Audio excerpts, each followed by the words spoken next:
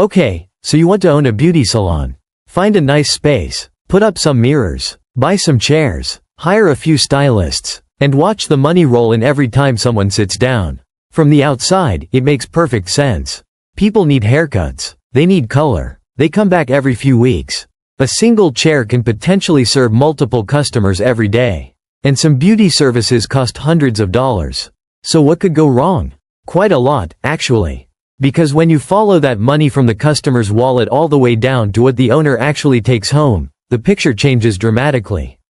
And the reason it changes comes down to one word: labor. Before we get there, though, let's talk about what you are actually buying when you decide to own a salon.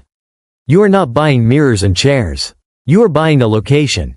You are buying foot traffic. You are buying neighborhood visibility. You are buying styling stations, shampoo bowls, dryers, facial equipment and nail stations. You are buying a brand, a reputation, relationships with existing customers, and most importantly, you are buying a team of people whose skills generate the revenue. You are buying a system that is supposed to repeatedly turn appointments into cash. And that is where the first uncomfortable reality appears. A salon can look profitable while the owner is personally doing most of the work. The owner cuts the hair. The owner performs the color treatments. The owner fills empty appointment slots. And the owner's labor makes the financial statements look healthy. Remove that person from behind the chair and pay a replacement stylist market wages, and the economics can change completely. A business that only works because the owner personally performs the service is not really a scalable business. It is a demanding job with a storefront attached. A salon that relies entirely on employees is different. Now the business can scale. But it also has payroll. It has slower weeks. It has staff turnover. And it has margins that are much thinner than most people expect. So before we talk about profit, let's talk about what it costs just to open the doors. The cost of getting started. A full-service salon is not a small investment. The physical build-out can involve plumbing for shampoo stations, electrical upgrades for high-powered equipment, custom cabinetry, flooring, lighting and the interior design needed to create the right customer experience. For a 12 to 15 chair salon, that build-out can easily become a six-figure expense. And that is before you buy the chairs, before the stations, before the mirrors, before the shampoo bowls, before the reception desk, before the booking software, before the point-of-sale system, before permits, before licensing, before insurance, before the first bottle of product reaches the shelf, and before you spend $1 telling customers that you exist. This is where new owners make one of their biggest mistakes. They budget enough money to open. They do not budget enough money to survive. A salon does not open on Monday with a completely full appointment book on Tuesday. You have to build a client base. That takes time. And while you are waiting, the bills do not wait. Rent is due. Payroll is due. Utilities are due. Software is due. Insurance is due. Marketing is due. That is why working capital matters. The business needs enough cash to survive the period between opening the doors and reaching stable chair utilization. Run out of that cushion too early and you can fail before the business ever gets a chance to mature. Location is a financial decision. Now let's talk about location. Because this decision affects almost every other number in the business. A cheaper location gives you lower rent. That sounds good, but it may also give you less foot traffic, less visibility, fewer accidental customers, and a weaker ability to charge premium prices. Then you have to spend more money on advertising just to bring customers through the door. So the cheaper location may not actually be cheaper. A premium location works differently. You pay more every month, but you get stronger visibility, higher income customers, better street presence, and a location that can support higher pricing. The goal is not to find the cheapest rent. The goal is to make the rent economically productive. One useful benchmark is occupancy cost as a percentage of gross revenue. Rent, maintenance, property expenses and utilities all have to fit inside the revenue the location generates. Because once occupancy costs become too large, the salon spends too much just to exist. Another useful metric is revenue per square foot. A 2,000 square foot salon that produces weak sales is expensive space. A salon producing dramatically more revenue from the same footprint is using its real estate much more efficiently. The point is simple. You are not renting a room. You are renting a revenue-producing asset. The chair is the revenue machine. Now we get to the heart of the business. The chair. Suppose a stylist can serve several customers per day. Multiply that across 12 or 15 chairs. On paper, the revenue potential looks enormous. But that is only the theoretical ceiling. The number that actually matters is utilization. How much of the available chair time is actually booked? Because an empty chair is not just making zero revenue. It is still costing you money. The rent is still there. The insurance is still there. The utilities are still there. The software is still there. And a 2 o'clock appointment slot that goes unused cannot be sold tomorrow. That time is gone. This is why scheduling is not just administration. It is financial management. Every no-show hurts. Every last-minute cancellation hurts. Every empty Wednesday morning hurts. Every unfilled chair pushes the business closer to the break-even line. Where does the $100 go? Now let's follow $100. A customer walks in. They receive a service. They pay $100. How much does the owner keep? Not $100. Not even close. A large portion goes directly to the stylist. Another portion goes into the chemicals and products consumed during the service. Then there are payment processing fees, rent, utilities, software, marketing, insurance, payroll taxes, administrative expenses, accounting, and everything else required to keep the business operating. By the time the money reaches the owner, a healthy salon may be left with roughly $8 to $12 of net profit from that original $100.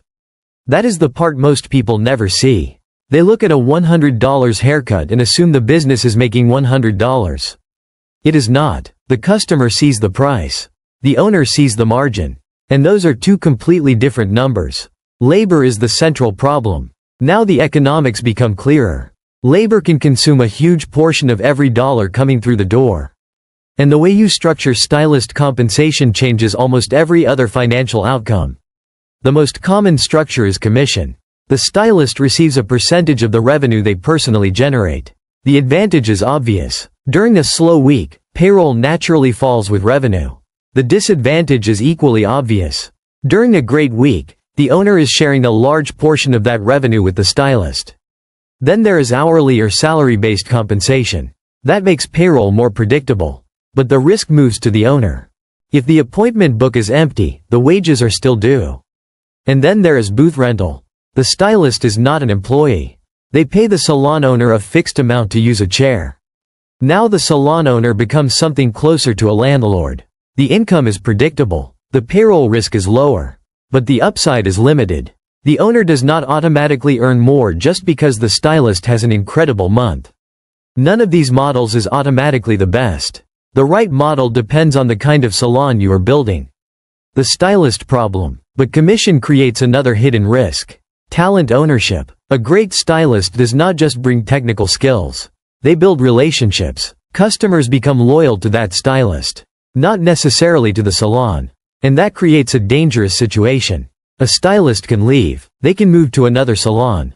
They can rent a booth. They can open their own space. And their clients may follow them. Now imagine one stylist was responsible for a large share of your revenue. The stylist leaves. The revenue disappears almost immediately.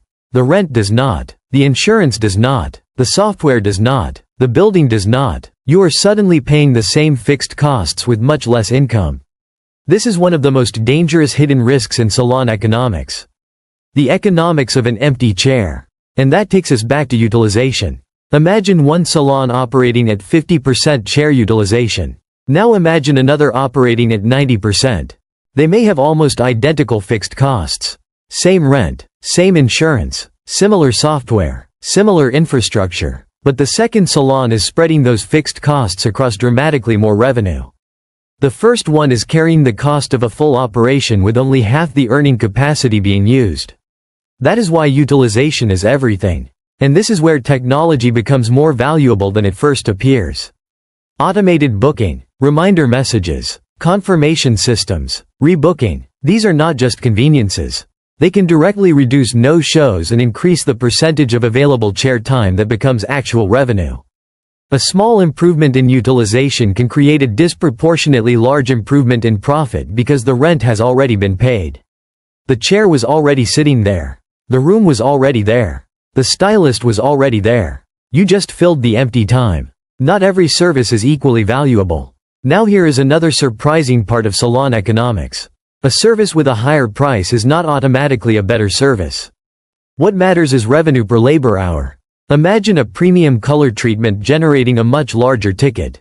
Sounds great, but suppose it takes 3 hours and consumes a significant amount of product. Now compare that with a haircut that costs less but takes only 45 minutes. The haircut may generate far more revenue per hour of chair time.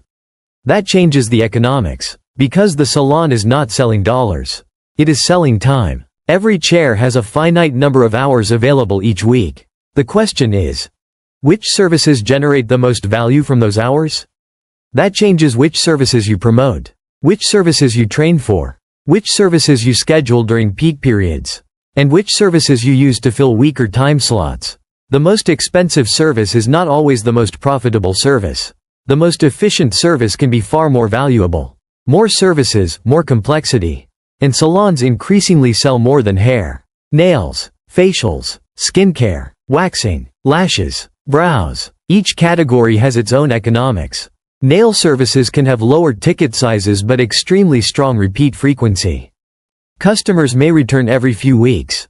Facials can generate strong service margins while also creating opportunities to sell retail skincare products. Lashes and brows can have attractive margins and short repeat cycles. But every new category comes with a cost. More equipment, more inventory, more employees, more training, more management, more licensing requirements, more operational complexity. Adding a nail section is not simply adding another revenue stream. It is effectively adding another small business inside the salon. And complexity has a price. The product shelf can be a profit engine. Now look at the retail shelf. This is one of the most overlooked opportunities in the business. A stylist recommends a product. The customer buys it. The salon earns margin on the product. And the transaction did not require another appointment or another hour of chair time. The customer takes the product home. Eventually it runs out. Then they come back. You have monetized the customer relationship beyond the chair. That is powerful. Retail can become a meaningful percentage of total salon revenue. And because product sales do not consume additional stylist time after the recommendation, they can improve the economics of the entire business. But there is a trap. Inventory. Products expire. Some move quickly. Others sit on shelves. Cash gets trapped in products that nobody is buying. So smart salon owners do not just sell retail. They monitor retail. They track what moves. They eliminate slow inventory. And they avoid turning shelves into warehouses for dead cash. The real value is the customer. Now let's talk about customer economics. A customer who visits once and spends $200 is worth $200. A customer who spends $75 per visit, visits repeatedly throughout the year and stays for several years can be worth thousands of dollars. That is the difference between a transaction and a relationship. And recurring customers are the foundation of the salon business.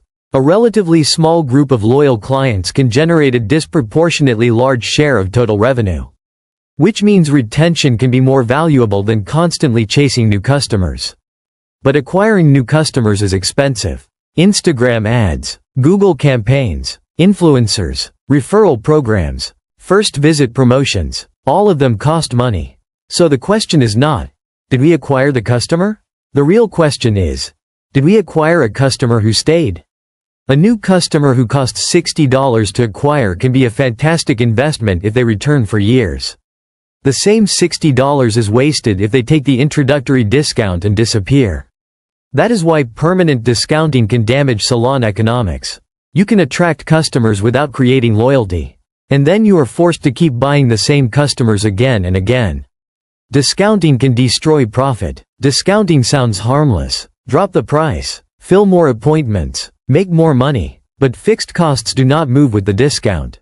The rent does not discount. The insurance does not discount. The software does not discount. The building does not discount. So when you cut prices, you may be cutting the very dollars that were supposed to become profit. Imagine a $100 service. The salon has variable costs and fixed overhead. There may only be a small amount left as actual profit. Now reduce the price by 10%. If the costs remain roughly the same, the profit can disappear entirely. And to recover that lost profit through volume, you need dramatically more appointments.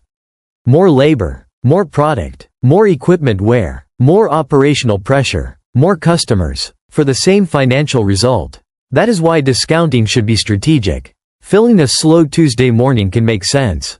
Building your entire brand around cheap prices is a different story. Pricing is a profit lever. The opposite strategy is pricing power. A small price increase can have a surprisingly large impact on profit because most fixed costs stay where they are. Improve training, improve consistency, improve the customer experience, improve branding, improve the reputation, then charge accordingly. When customers believe the experience is worth more, the additional price can flow heavily toward the bottom line. That is why premium salons are not simply selling haircuts. They are selling confidence, convenience, consistency, experience, and reputation. Know your break-even point. Now we reach one of the most important numbers in the entire business.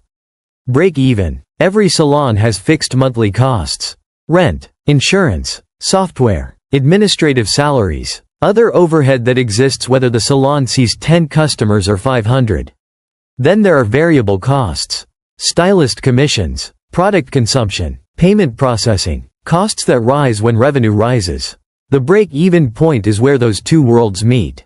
It is the exact revenue level where the salon pays all its costs and makes zero profit. Above that point, you begin generating profit. Below it, you are losing money. Imagine fixed costs of $18,000 per month. Imagine the average appointment is $85. Imagine variable cost per appointment is $45. That means every appointment contributes $40 toward fixed costs. Divide $18,000 by $40. You need 450 appointments per month just to break even. Not to make money. Not to pay yourself generously. Just to stop losing money. Any owner who does not know that number is operating on hope. Revenue is not profit. Now let's talk about what the owner actually makes. Not revenue. Not gross sales. Profit. There is a common accounting illusion in small salons. The owner works behind the chair. The owner's service income goes into the business. Then they look at the total and call it profit. But what happens when you remove the owner? Imagine the owner generates $90,000 of service income personally. Now imagine hiring a replacement stylist to perform the same work. That replacement costs money, wages, payroll taxes, benefits. Now the business may have very little actual enterprise profit left. That is the distinction between owning a job and owning a business. If the salon only works when the owner is holding the scissors, the owner owns a job. A genuinely valuable salon eventually produces positive returns without requiring the owner to personally perform every service. That is the transition. How salons actually fail. Salons rarely collapse overnight. They usually fail through small problems that compound. A top stylist leaves. A lease gets renewed at a much higher rent. Inventory sits too long. Product gets wasted. Service quality slips. Customers stop rebooking. Chair utilization falls. One problem by itself may be manageable. 5 at once can destroy the economics. And the most dangerous part is that the decline can be gradual. Customers do not always complain. They simply do not come back. The owner sees fewer appointments. Then lower utilization. Then lower revenue. Then the business crosses below break even. By the time the problem becomes obvious, it can already be expensive to fix. Can a salon scale? In theory, absolutely. A successful salon concept can expand to multiple locations. But opening a second location is not simply copying the first one. You are not copying the floor plan. You are trying to copy the operating system. And that is much harder. Every additional location adds rent, payroll, management, training, quality control, marketing, and a new client base that has not yet learned to trust you. The second location has to earn its own customers. Which means scale does not remove complexity. It multiplies it. $1 million salon. Now let's put everything together. Imagine a salon generating $1 million in annual revenue. Sounds impressive, but revenue alone tells you almost nothing. Staff compensation might consume nearly half of it. Rent takes another piece. Marketing, software, utilities, insurance, administration, products, processing fees. All of these costs stack together. A poorly optimized salon can generate $1 million in sales and still produce surprisingly little profit. Now imagine the same $1 million business with better labor economics. A better lease, higher retail sales, fewer no-shows, better scheduling, more efficient operations, better inventory control. Suddenly the same top-line revenue can produce dramatically higher net profit. Not because the salon served twice as many customers. Not because it doubled prices. Because it stopped leaking money. That is the real lesson. There is no single best salon model. A high-volume, low-price salon works differently. Lower tickets, high traffic, fast services, full chairs. The economics depend on volume. Then there is the premium salon. Higher prices, fewer customers, higher revenue per appointment, stronger experience, greater reliance on reputation and elite stylists. Then there is booth rental. Predictable weekly income, lower payroll risk, but capped upside. The owner is also operating something closer to commercial real estate. None of these models is automatically superior. The right model depends on the owner's capital, risk tolerance, market and operating ability. So, is owning a salon worth it? Now you can answer the question. A salon can be an attractive business. But only if the system is built correctly. You want strong client retention. You want high chair utilization. You want disciplined labor economics. You want pricing that reflects the value being delivered. You want retail working alongside service revenue. And you want an operating system that continues producing cash even when the owner steps away from the chair. That last part matters most. Because the business becomes dangerous when the owner's personal labor is the only thing keeping the numbers positive. When stylists leave and take customers. When discounts become permanent. When fixed costs creep upward. When inventory sits on shelves. When the owner celebrates revenue instead of profit. The chairs are not the asset. The mirrors are not the asset. The lease is not the asset. The real asset is the loyal client base. Combined with a team that serves those clients well. Combined with an operating system that turns those relationships into recurring revenue. That is what creates a business. So when a customer pays $100 at a beauty salon, the owner may keep only a fraction of it. Maybe $8, maybe $12, sometimes less. But when that economics is repeated across hundreds of appointments, hundreds of loyal customers and a disciplined operating system, those small margins can compound into something genuinely valuable. That is the difference between a demanding job with a storefront attached, and a real business. And that is the secret business of beauty salons.